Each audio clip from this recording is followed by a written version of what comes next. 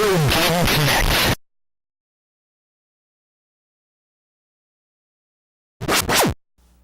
Hello and welcome to Retro Game Connect. I'm Dan Mastriani. I'm Ian Butterfield. And today we're skipping to the third game in the series because I just don't own the first two.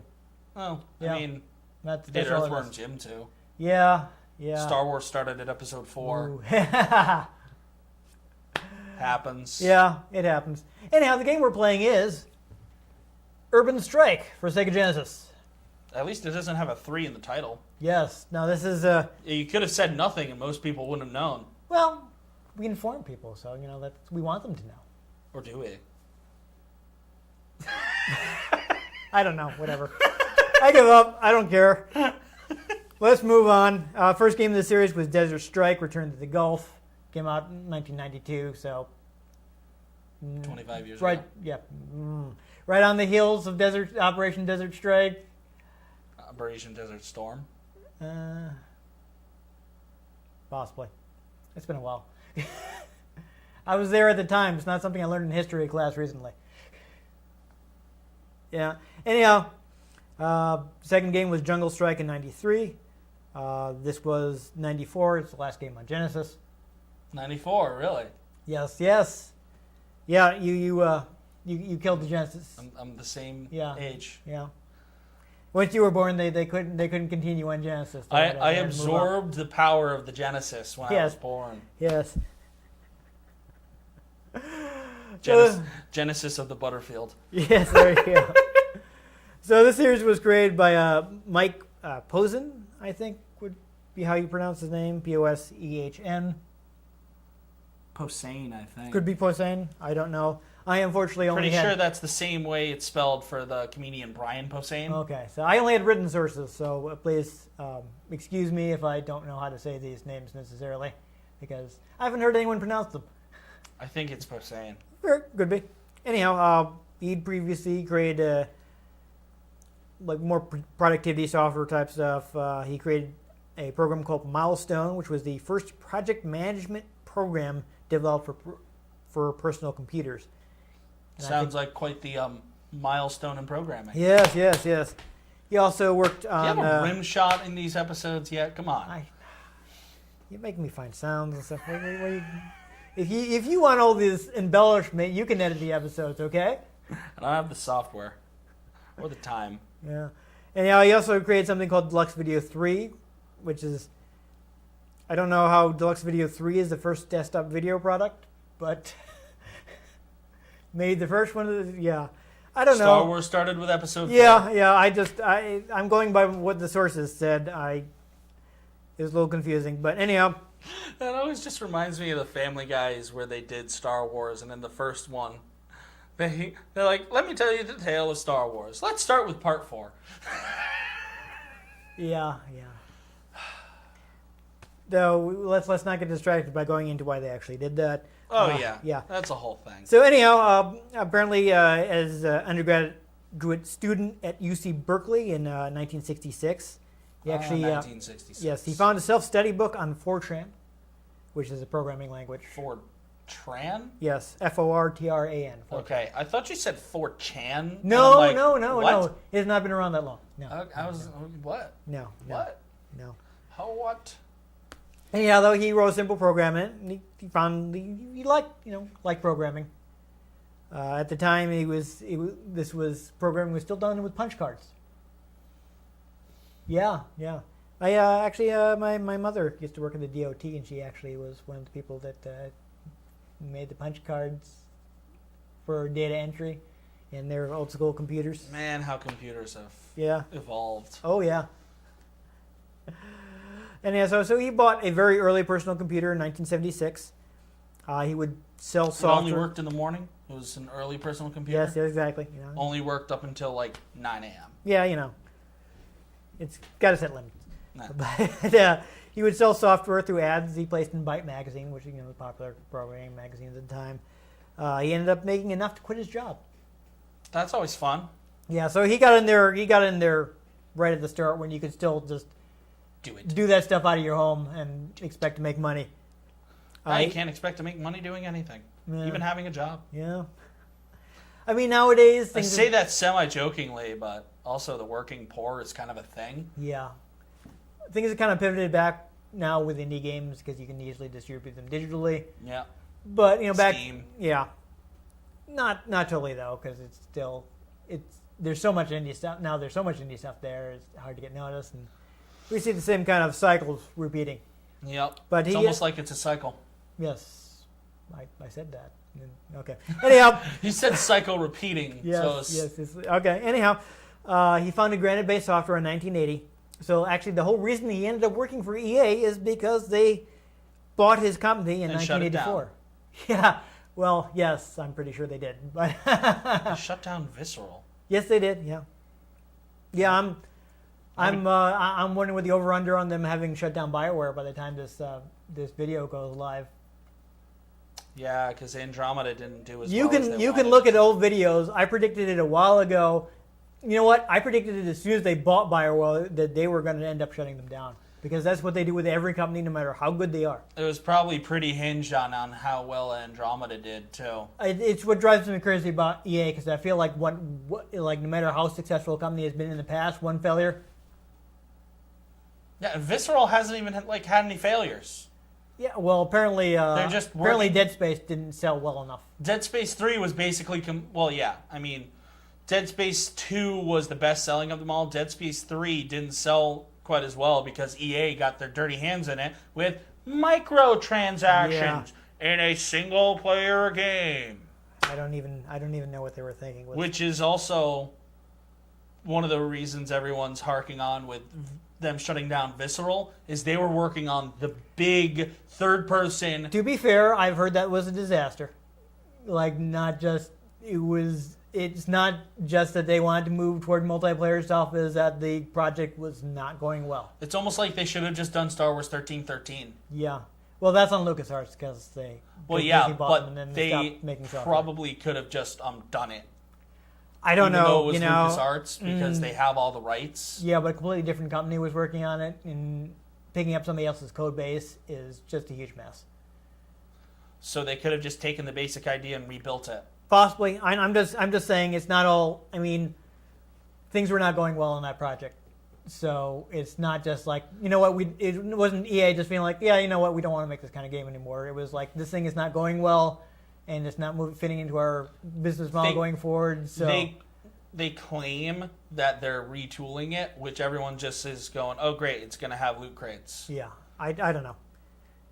If only they had given the rights to Bethesda. We're supposed to be talking about Urban Strike, not Star Wars. They've done Stop. really well with Stop. like Wolfenstein and Doom. Yeah. So anyhow, they bought his company because EA was looking to get into business software, which didn't really happen, which is actually a story that happened with more than one video game publisher. Weird. I think Activision tried it too. It's actually, people look up the story of Infocom, which is used to be the top tier company in text adventures. That's basically what killed them. Is they wanted to get into real software, and the games were just something they were doing in the meantime. And the games sold, and the business software ended up being expensive boondoggle. Oh, Yeah, but anyhow, so actually EA founder Trip Hawkins actually suggested to Hossein, there we go, that he'd try writing a game. Since now he worked for EA. And so, Hawkins was like, I like Choplifter on Apple II. I like flying the helicopter around, rescuing people on the ground. Maybe we could make something like that. And so Poison is like, yeah, that seems like an interesting idea. So he basically developed the underlying technology of the Strike series. Basically, he liked the idea of being able to fly around, blow things up, and he didn't want to worry about linear story. So I guess this game series actually lets you choose the order you play the missions and this. So like real life, what everyone wants to do, just fly around, blow things up, and not have to move in linear time and space. Yes, exactly. So he came up with this unique idea, which was he wanted to have third person view because it's a 2D game on Genesis. What can you do? But he wanted to still have first person controls.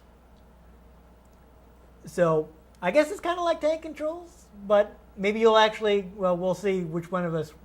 We'll decide later which one of us will play. This may actually make sense to you because you're actually controlling a vehicle, not a person. So yeah, tank controls in a vehicle makes sense. Yes. So tank controls on a person doesn't. we'll see if you want to Because try. people aren't tanks. Yes. But you're moving a helicopter this time, so apparently Helicopters move weird. yeah. Apparently, he had a tough time selling it to people higher up at EA because they thought It didn't have microtransactions. yes, no, you can't do microtransactions in the Genesis game. They were trying. They thought that the gamers would have difficulty grasping the control scheme. Meh. Yeah, so but hey, since you like talking about executive meddling at EA, they wanted him to add on-foot sections to Urban Strike. And we know how well that did to Star Fox. Yes. Yes. So he would have preferred improving the helicopter abilities, but his bosses told him to put on foot. So that's in this game. Other than that, this is interesting because I don't know if we'll actually see this when playing this, but I'd love to see a list of like executive meddling actually helping a video game. I feel like it would be a short list, though it does happen some. We did remember when we played Burnout, like some of EA's ideas did actually turn out to be good. Like the guys at the Criterion were actually like, you know what, EA suggested we do this, and it actually ended up being a really good idea. So it's happened. It's not impossible. But especially if it's from EA, it should be taken with Yeah. a mine of salt. Yeah. But this is something interesting. So this game does predict an attack on the Twin Towers in 2001. Yeah. That's weird because this isn't the only game to do that. Yeah, so this game is actually it's not what actually happened. Someone fires a laser weapon at them, but basically the team thought that it was like a plausible thing to happen. But it's so crazy that they got the right year. I'm pretty sure because I know that's in Deus Ex too, the first one. Yeah, I want to say they might have. They even said like a terrorist attack in like 2001 or maybe it was like 2002. Yeah. Like it was super weirdly close. But the reason I know in that one, the reason they came up with that is they didn't have the processing power to render them in the background. Nice. So they came up with this story that they were destroyed in a terrorist attack. Nice. Yeah, I feel like there was also, I can't remember what game off the top of my head. There was something else. There was like that the Twin Towers aren't there, and because the developer said, well, we thought it was a likely, or this is a future in which terrorist attacks had happened. We felt like that was a likely target. Yeah. So apparently, just everyone thought, man, those two towers in New York, man. That's Yeah. Geez, I wonder if they got the idea from that. Ooh. Here's just a weird bit of news. They apparently found like it's now being released like things that were found in Osama bin Laden's compound. Apparently, he was a gamer. He was Honestly, a big fan of Final Fantasy. I feel like he just had a bunch of stuff he illegally downloaded that he probably didn't even go through.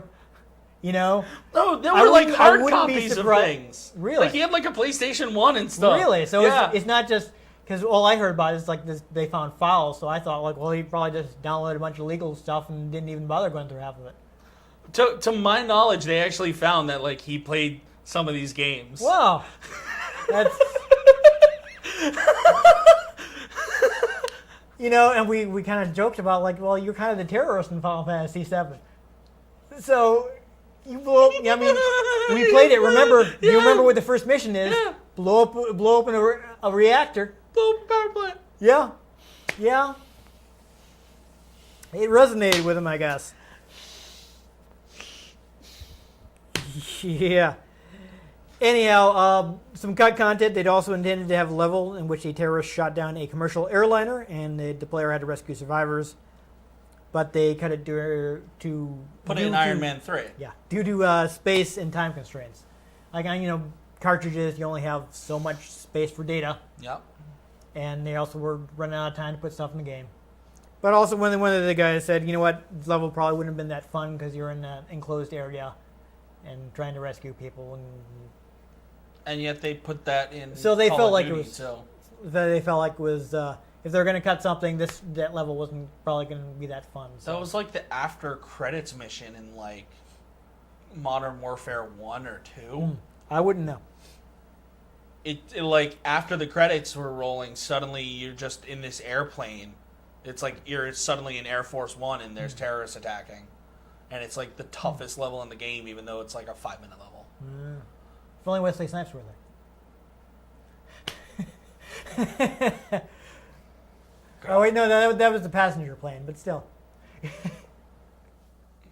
I think of Iron Man with that. I'm sorry. You know what? It's Air Force One, so if only Harrison Ford were there. Get off my plane! There you go. There, yes. Or see, if both of them were there, then you have nothing to worry about. But if Sam Jackson's there, then there might be snakes on that plane. Yes, that's true. But then you can turn the snakes on the terrorists, and it'll work out to your advantage. Yes. Or they'll side with the terrorists. Oh. Terrorist snakes. But then you can throw them both out of the plane where you're over the water, and a bunch of sharks will come up from the deep blue sea.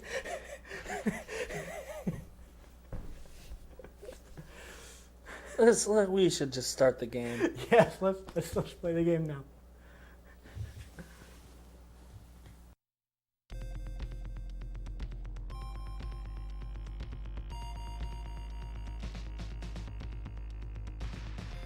So I do have some cheat codes if we end up needing them, but let's see if we can play fair first. We'll attempt it.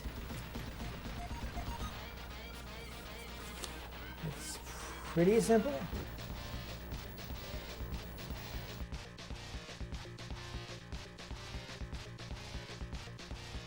I guess you would just press start at this point. Yes, it's the future of Something like 7 1994. years in the future. Hey, look, it's a BlackBerry. Interesting. Uh-huh. Speaking of things I predicted. I wasn't even going to go there, but... Yeah. Oh, that's fun. I'm pretty sure that's an actual person. I like that.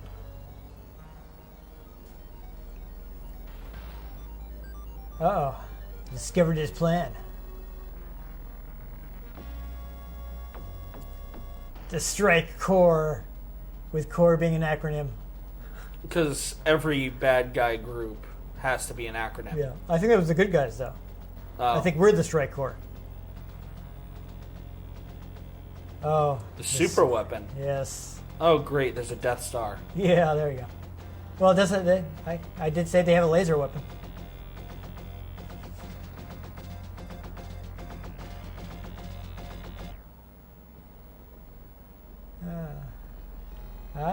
He was a double agent. Yeah, I'm pretty sure they're using like real people's faces. That's neat. So is Hawaii our like our training mission or something? So we have to do Hawaii first, maybe? I don't know. Now I hard, want but- some pineapple. Yeah, I can see that. Maybe a nice pina colada go with it. If you like pina coladas. Oh, I don't think he's... I didn't see that coming. Oh, so he actually did kill his son? Wow. So wait, his son was actually in the car? What? That's messed up. Well, he said his son was going to drive the guy to the airport. Dang. He actually, yeah. Wrecked. And they actually seem to have predicted smartphones too, because they've got these like, Video phones where they're Yeah. getting the news. yeah. That's interesting. All right, so I guess we have to do the Hawaii mission first. All right, so you go ahead and check your options. with the C button. Yes, there you go. So this will show you your controls. So it's possible. Hellfires, Hydras, guns. I couldn't find too much information about this. Apparently you can set this to 6 button, but there's like a review says something about a bug. So that you couldn't actually use the 6 button, but I mean try it, see if it works. I mean, what it doesn't... The difference with the 6 button is instead of having to use the same button, you have your Hellfire missiles on to jink, which is basically move your helicopter left and right, like strafing. Yeah. You can use the X button instead. Oh. And Okay. yeah, so I mean, we'll see if it works. Go ahead and press start to play. And we're not too far in, so if it does screw up, we can just reset the game and skip the. No. So we'll try it. So.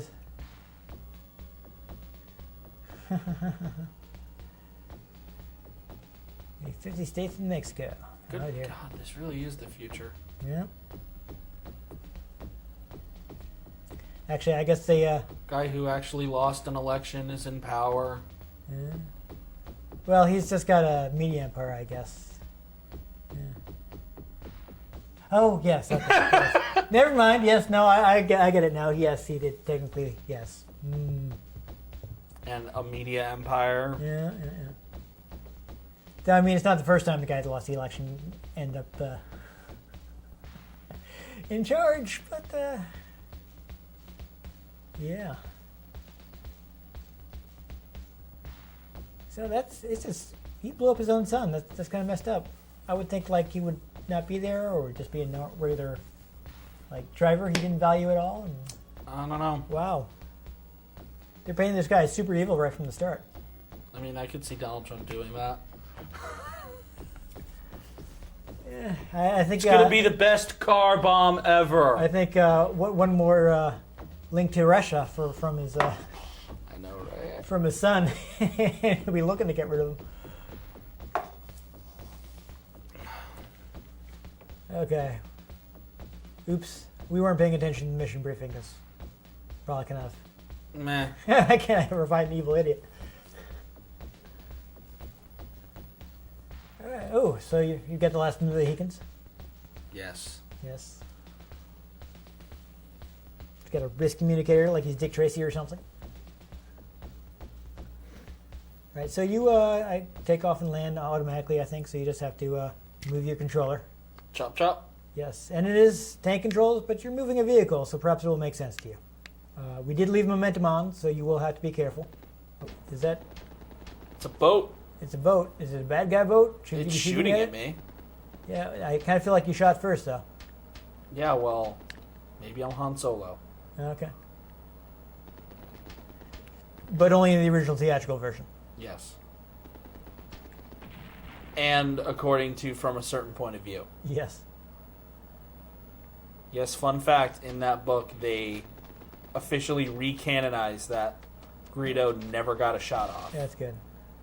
Because really, there's a fun little detail that they have all the little tiny guys. Though I have to imagine if you're playing this on composite cables in the 90s, you probably wouldn't have been able to see a bunch of that. Blasted. Yeah, that guy's hitting you with rockets. That's rough. What am I supposed to be doing? So they said something about mirrors. You might have to retrieve those. I think that if you go to your status screen by pausing the game, you'll be able to check your hit B for mission. Oh, Okay. I have to destroy the radar sites. Okay. You have some other stuff too. though. If you before you go back down, go back up for a second. See that? I think there's a crate there, so I think you can pick that up. That'll get you some more ammo. Oh. Apparently you bounced off the 'Cause that's how platform that was there. helicopters So work. if you can just, get over it, you'll automatically winch it out. So there you go. I think you've refilled some of your ammo. Uh-oh. Danger zone. Somebody called Tom Cruise. And get on the highway Yes. Yes. with Kenny Loggins. Exactly. Oh, where did that place go? I'm not bothering wasting ammo on you guys. That's fine. If you can dodge them, dodge them. There you are. This isn't a murder everything simulator. Well, I mean, I guess it could be, but Haha. You've Ooh. been exploded. awesome. So two. To So radar there are sites. two of them you have to take out. You can see there's some other stuff if you there you go. Telescoping trucks. mirrors. Recover 4 telescope mirrors. Take to the barge in the northeast corner. Don't drop M. Yes. That should be Stealth fun. ships, codename Shadow. Wow. Isn't that from James Bond? Isn't that from like Die Another Day? I don't know. Isn't that like the same submarine? Eliminate the enemy stealth ships. Yeah. Okay. Anything else? Rescue the plastic surgeon in the jungle. In the jungle, the mighty jungle, the surgeon hides from the bad guys. Transfer into the Black Hawk chopper and destroy the bridge and vehicles protecting the small island. This will secure the island from further attacks. You got a lot of stuff. Oh You my have to do all of this? gosh, there's so much to do. What is this, real life? Yeah, I'm guessing your primary objective is those mirrors. Ding, zing. Okay, that's one of your objectives is blowing up that guy. You might want to missile him because he's shooting back a lot. Yikes. There's somebody hanging out there. You might be able to pick them up. Blow that thing up first, though. It probably has something important.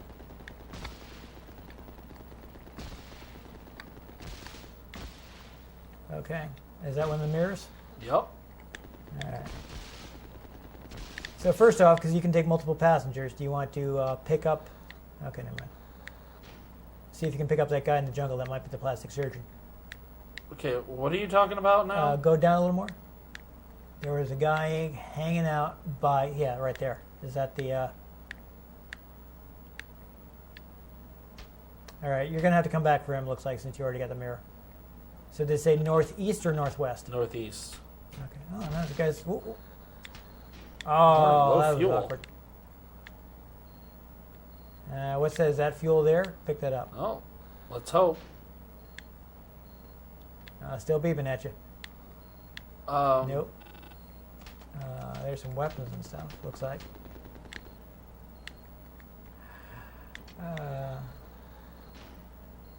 It's an extremely small gas tank. Yeah. See if it's on the map. Oh, he exploded. God, that is an extremely small gas tank. Oh. You got another life. Yeah, I have 3 lives. In real life, too. Did that, oh, careful, you're getting shot. Did that,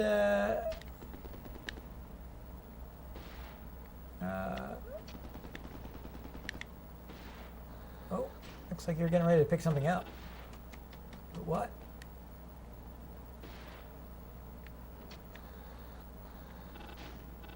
What? I don't know. What? You just picked up the bunker. Why would you just pick up the bunker? I'm confused. Is that one of your objectives? What are you supposed to do with the bunker? I don't know. What is going on in this game? It's kind of complex. Oh, hey. That's what fuel is. Okay. It's showing all the guys you can blow up. Oh, wait. Maybe the bunker's amongst this stuff. No, it's not. Where is the bunker? I don't know. Why did you pick up the bunker? I'm confused. I don't understand.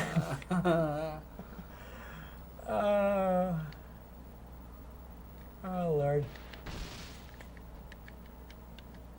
Oh, Okay. there it goes. Yeah, whatever. Get this mirror. Oh, ooh, there's a stealth ship. All right, so I would say I'm going to blow up the load truck. the truck before it can load the good. Yeah. Blow that up. All right, looks like you got it. Now see if you can actually get that mirror to the barge. I don't know if you want to check the map and see exactly where it is.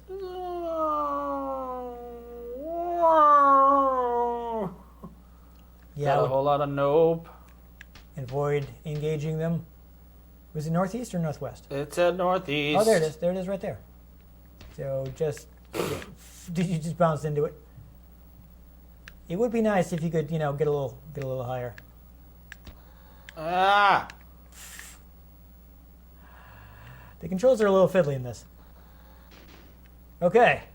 Oh.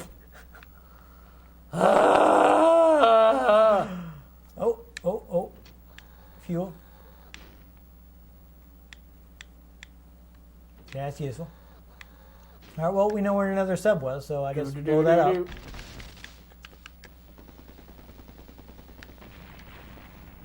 Awesome.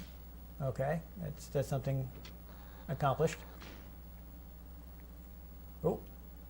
Oh no. It froze! Ah, boo. Con!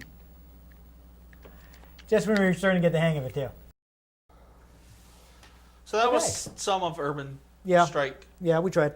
It froze, and I just couldn't anymore. It's kind of complex. I think that is something you need to take some time with and figure out how to play. Yeah, and make sure you remember where the fuel is, and make sure you monitor your fuel, and like monitor your weapons. And honestly, I'm just not used to vehicles having not infinite ammo.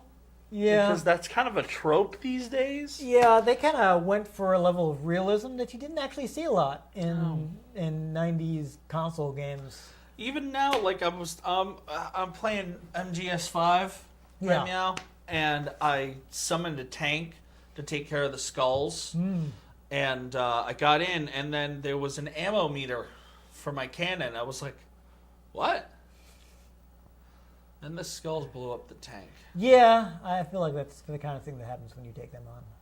Well, I managed to get some of their health down to the point where I could take them out with my assault rifle. There you go. But, because it was part of the mission to actually take them out, and I could not Fulton the thing with them around because they would shoot it.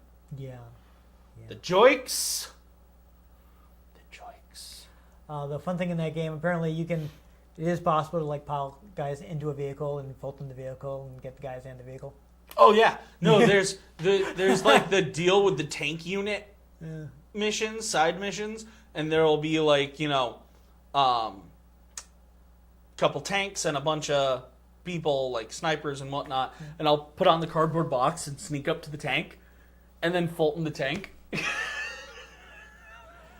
I love how gleefully absurd it is, but we should be talking about Urban Strike.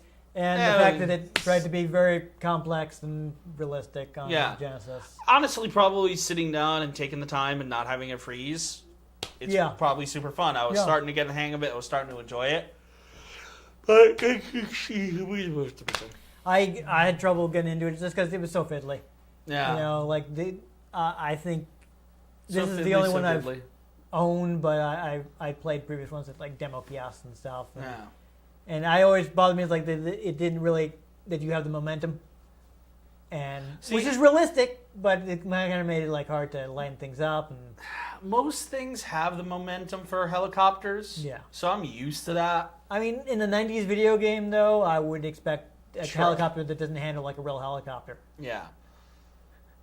But I'm used to third person behind thing and a joystick. Yeah, which is not something you could. Well, you could do a first-person view on Genesis. I mean, some people did. I mean, even on NES, you have like vehicle games that are from a cockpit view. Well, most of them are third-person, but from behind. They'll do that too. And you have your two joysticks, so you don't have a button for strafe. You just strafe, and then you want to turn. You turn the other joystick. That's your view. But they had to develop this game for Genesis, and they didn't exactly have the Xbox One. No. This is something I'm not sure if you even realized, because I don't. Did you ever even play a Genesis game before you started working on the show? Yeah, no. Okay, so you do know that, like, for most of the system's life, and I'm not sure if they ever actually ended up packing in a 6-button controller for most of the system's life. It was 3 buttons. Okay, to be fair, I played these in like the 90s. Okay. The system, we're not really sure where it came from or where it went. And maybe the early 2000s. Maybe the early 2000s. So we're talking maybe 98. Yeah, so the controllers I have for this, these are not standard controllers. These aren't even the standard 6-button controller. I mean, this one has like turbo and everything. Apparently, on the standard 6-button controller that Sega first put out, the mode button is actually like over here, like a shoulder button. I didn't even know that. So like a lot of games, a handful of games actually will use it as an extra button. Weird. because it's on the standard stick button is kind of a convenient place. It's weird how controllers change and how they can change like console to console in the same console line, because then you have like, so the Xbox controller, the original, had the black and white button. Yes. Which were awkward, right? Yes. Then they changed them to the front bumpers. Yeah. Except They're not as bad on the smaller controllers. They were really awkward in the Duke. well, the thing is, trying to play Halo 2 or any original Xbox game, or even just when I first played the 360, I didn't realize those buttons were there. So I'm playing Dead Rising and trying to do stuff, and it says press RB, and I'm like, what do you mean? Until I accidentally hit the button once, and I was like, Right bumper, yes. R1 and L1. Because I You mostly just played PlayStation. Yeah. Well, I feel like kind of coming from PlayStation, I was kind of used to having 4 top buttons, so it made sense to me that the 360 controller would also have 4 top buttons. Oh, yeah, it made sense. But when it came to Xbox, my brain thought Xbox original with black and white. I feel like I had an advantage of growing up during a period where every system had its own controller, and I had to use a bunch of different controllers. And now it's all so I'm used to switching between different controller configurations and stuff, so it doesn't freak me out. Yeah, now it's all relatively standardized except for the letters on the buttons. Right. But the point I was getting at is that with the Genesis, the standard controller was 3 buttons. You got A, B, C, and start. And a clutch. Yes. So but it was you have a the standard controller. The 3 face buttons and the start. Yeah, no, I see what you did there. And the start button. So even to the end of the system's life, they had to develop with 3 buttons in mind. Yeah. So it's like I always have 3 buttons in mind. Yes, there are games that take advantage of the 6-button controller, but everything has to work on the 3-button because there's a good chance that the people that you're selling your game to will only have a 3-button controller. And for everything else, there's MasterCard. Yes, it was really fun with Street Fighter, let me tell you.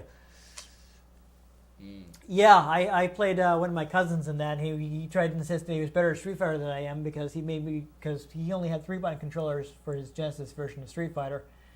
And of course I lost because I'm used to playing on Super Nintendo where I have enough buttons for all the attacks and didn't have to worry about hitting start to switch between punches and kicks.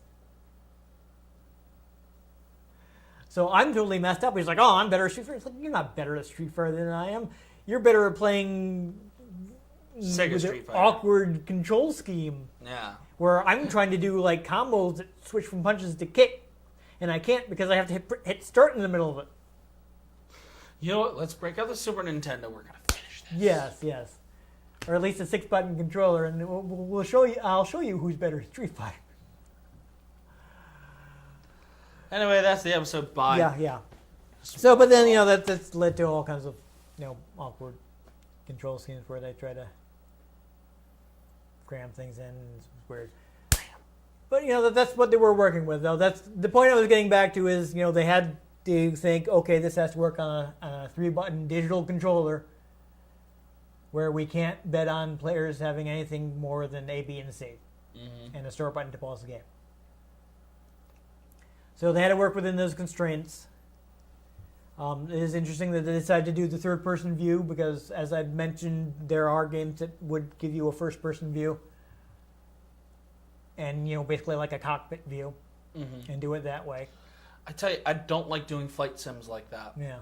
Like, especially in a combat flight sim, like playing dogfights in Star Wars Battlefront, you see so much less of the field. Like, I don't mind it if that's the forced perspective, but when you can choose, you see so much in third person. Yeah, I definitely prefer. Plus, I like to watch the Falcon and the X-Wing. I mean, also when you consider that, like in real life, that you would have side windows that you could look out. Yeah. You would actually be seeing You'd more be able to around you than look. you do in a cockpit. Yeah. Plus, you have your peripheral vision. Yeah. So even if you're not actively looking to the sides, you still might catch stuff coming up on you. Yeah. So, Except if you're in the Falcon. yeah. The left side is just Falcon. That's actually one of the things I should save this for whenever we get around to playing, but something I didn't like when I was trying out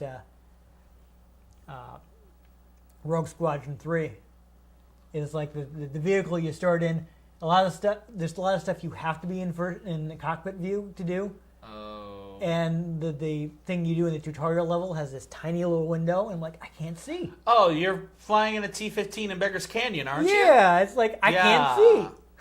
T-15s are not very large. But to use the tactical view, you have to be in cockpit view. And it's like, this is really annoying. I can't see anything. But with the blast shield down, I can't see.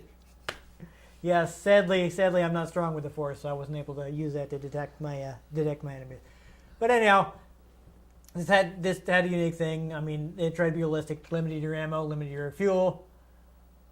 I'm pretty sure that once you do that initial mission, you get to choose where you go. We did have like several passwords and stuff that we didn't end up using because the game froze. And just, Yeah. And yeah, we were just having trouble getting the thing working in the first place. We had to cut a bunch of footage It's just because been a long year, man. It's having a bad day. But this is something different. It's if you're interested, people are interested in trying out one of the Strike games. They were fairly popular. I don't think it'd be that hard to find a copy of any of these games. We have one right here. Yes.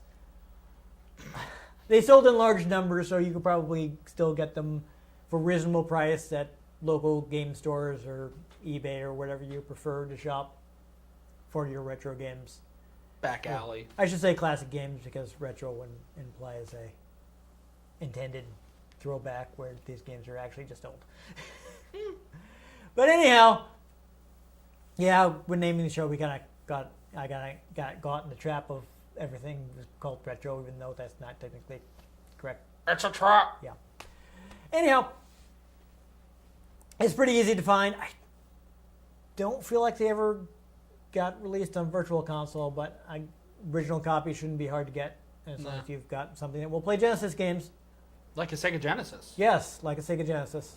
Not a Sega Dreamcast. No, not unless you get the Sega Smash back, and that will only play a limited collection of Sega Genesis games that Sega included.